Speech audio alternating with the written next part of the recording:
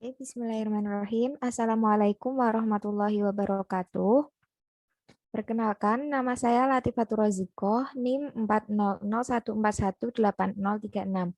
Nah, pada kesempatan kali ini, saya akan mempresentasikan proposal skripsi saya yang berjudul Pengaruh Model Discovery Learning dengan Bantuan Virtual Lab Pad terhadap Motivasi Belajar dan Pemahaman Konsep Peserta Didik. Oke, untuk yang pertama, bab 1, pendahuluan. Nah, saya ambil judul ini diangkat dari latar belakang yang pertama, berdasarkan beberapa penelitian yang telah dilakukan, menyatakan bahwa hasil belajar peserta didik masih rendah. Hal tersebut dikarenakan motivasi belajar peserta didik dalam pembelajaran itu masih kurang. Meskipun guru sudah mencoba variasi pembelajaran dengan berdiskusi, tetapi itu juga belum berjalan dengan baik.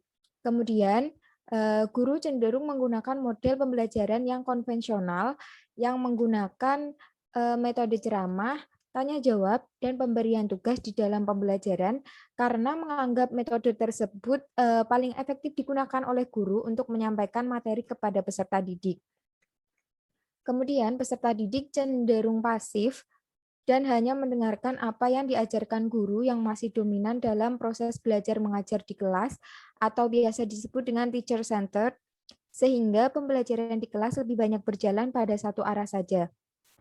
Nah, selanjutnya, fasilitas sekolah yang menunjang pembelajaran juga belum tersedia secara maksimal seperti belum tersedianya media-media pembelajaran. Selain itu, kesulitan juga terjadi pada mata pelajaran IPA materi pengungkit.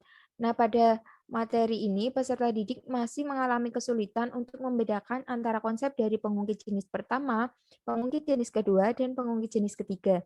Selain itu, peserta didik juga mengalami kesulitan untuk mencari contoh-contoh pengungkit tersebut dalam kehidupan sehari-hari. Nah, berdasarkan latar belakang di atas, maka rumusan masalah penelitian yang berjudul Pengaruh Model Discovery Learning dengan Bantuan Virtual Lab Pad terhadap Motivasi Belajar dan Pemahaman Konsep Peserta Didik adalah sebagai berikut. Yang pertama, bagaimana pengaruh model Discovery Learning dengan bantuan Virtual Lab Pad terhadap motivasi belajar dan pemahaman konsep peserta didik? Yang kedua, seberapa besar pengaruh model Discovery Learning dengan bantuan Virtual Lab Pad terhadap motivasi belajar dan pemahaman konsep peserta didik? Selanjutnya, bab 2, tinjauan pustaka. Pengertian model Discovery Learning. Ada 3 model pembelajaran yang diterapkan pada kurikulum 2013, yaitu model pembelajaran Discovery Learning, model pembelajaran berbasis masalah atau Problem-Based Learning, dan model pembelajaran berbasis proyek atau Project-Based Learning, menurut Kurniawan dan Sani 2014. Nah, model Discovery Learning sendiri merupakan komponen dari suatu bagian praktek. Nah, model Discovery Learning sendiri merupakan komponen dari suatu bagian praktek pengajaran, yaitu suatu jenis mengajar yang meliputi metode-metode yang dirancang untuk meningkatkan rentangan keaktifan siswa yang lebih besar, berorientasi kepada proses, mengarahkan pada diri sendiri, mencari sendiri, dan refleksi yang sering muncul sebagai kegiatan belajar. Kemudian, langkah-langkah model Discovery Learning. Berdasarkan pendapat Syah dalam Nisfatu Zahro 2018, langkah-langkah Discovery Learning ialah yang pertama, simulasi, yang kedua, identifikasi masalah, yang ketiga, pengumpulan data, yang keempat, pengolahan data, yang kelima, pembuktian, dan yang terakhir adalah menarik kesimpulan. Selanjutnya, hakikat PET atau Physics Education Technology. Menurut Finkelstein dalam Haironisa 2018, PET merupakan simulasi yang dibuat oleh University of Colorado yang berisi stimulasi pembelajaran fisika, biologi, dan kimia untuk kepentingan pengajaran di kelas atau belajar individu. Nah, simulasi PET ini menekankan hubungan antara fenomena kehidupan nyata dengan ilmu yang mendasari, mendukung pendekatan interaktif konstruktivis, memberikan umpan balik, dan menyediakan tempat kerja kreatif. Kemudian, pemahaman konsep. Pemahaman konsep ialah keterampilan paling dasar dalam proses pembelajaran. Landasan penting yang harus dimiliki siswa ketika mencoba memecahkan masalah dan masalah dalam kehidupan sehari-hari adalah kemampuan memahami konsep. Ini menurut Kesumawati dan Yanti 2019. Nah, dengan kata lain, pemahaman konsep ini akan mempengaruhi kualitas belajar siswa dan pada akhirnya akan mempengaruhi kinerja belajar peserta didik secara keseluruhan. Selanjutnya motivasi belajar. Motivasi belajar dapat dijelaskan sebagai suatu daya dorong yang dapat melakukan kegiatan belajar tertentu dari dalam dan dari luar individu untuk menumbuhkan semangat belajar. Ini menurut Monica dan Atman pada tahun 2017. Nah, motivasi belajar ini merupakan syarat mutlak untuk belajar dan berperan penting dalam memberikan semangat atau semangat belajar.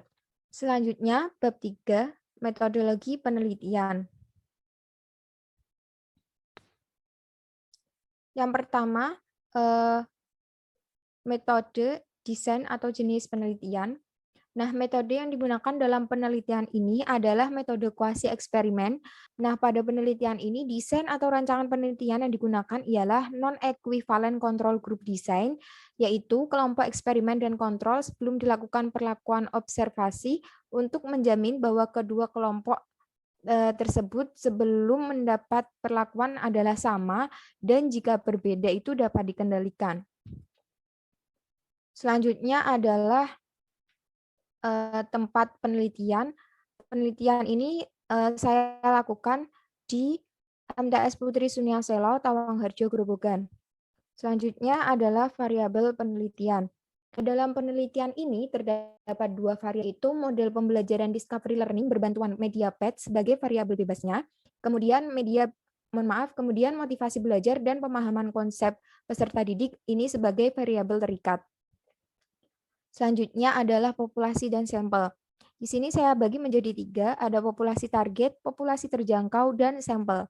Untuk populasi target sendiri adalah seluruh siswi MTS Putri Sunyaselo yang terdaftar pada semester genap tahun ajaran 2021-2022 yang berjumlah kurang lebih 450 siswi. Kemudian populasi terjangkau pada penelitian ini adalah seluruh siswi kelas 8 MTS Putri Sunyaselo yang terdaftar pada semester genap tahun ajaran 2021-2022 yang berjumlah 160 siswi. Untuk sampelnya, seluruh siswi kelas 8 dipilih 2 kelas sebagai sampel, yaitu kelas 8A yang berjumlah 30 siswa sebagai kelas eksperimen, dan kelas 8B berjumlah 30 siswa sebagai kelas kontrol. Nah, untuk teknik sampling yang digunakan dalam penelitian ini adalah purposive sampling, yaitu teknik penentuan sampel dengan pertimbangan tertentu. Pertimbangan ini dilihat dari nilai rata-rata terkecil pretest yang dijadikan sebagai kelas eksperimen. Selanjutnya ada teknik pengambilan data. Teknik pengumpulan data dalam penelitian ini adalah tes dan lembar observasi.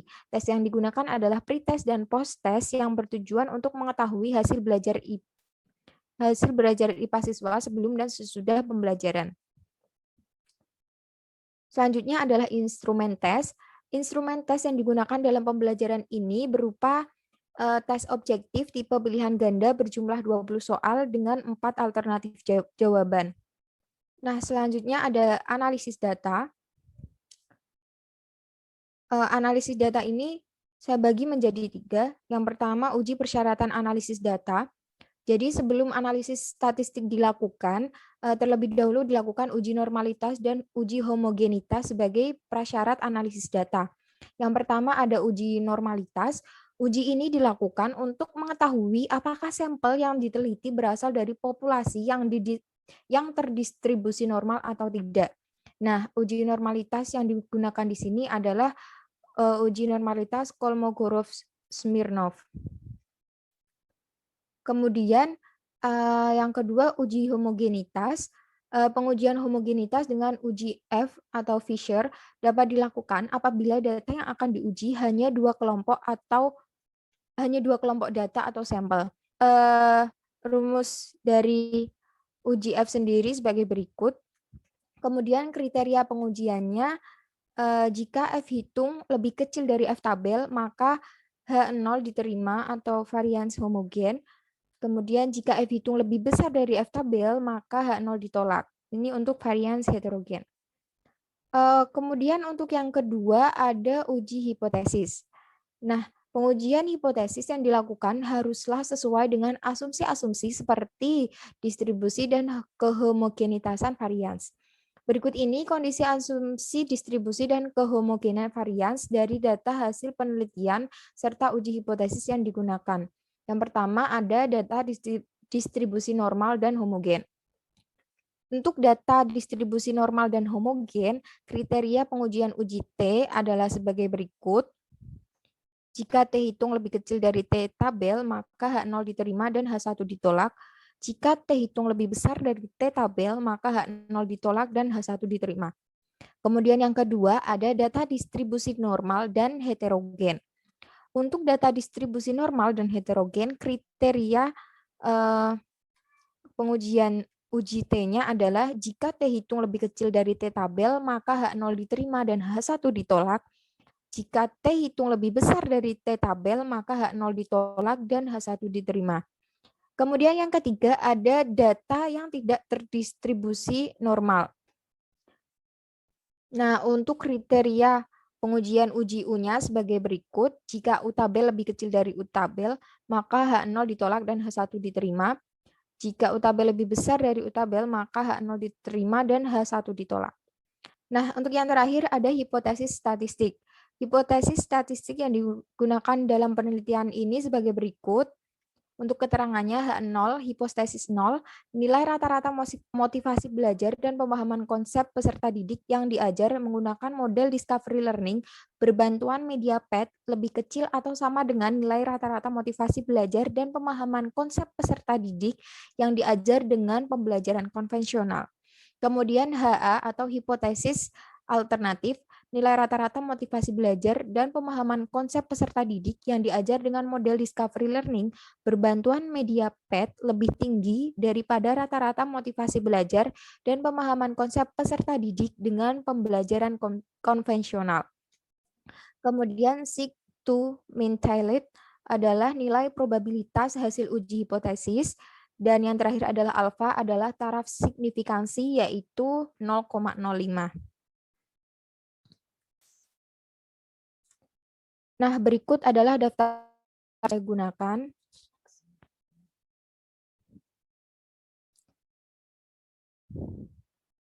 Oke, sekian yang dapat saya sampaikan. Apabila ada tutur kata yang salah, saya mohon maaf yang sebesar-besarnya.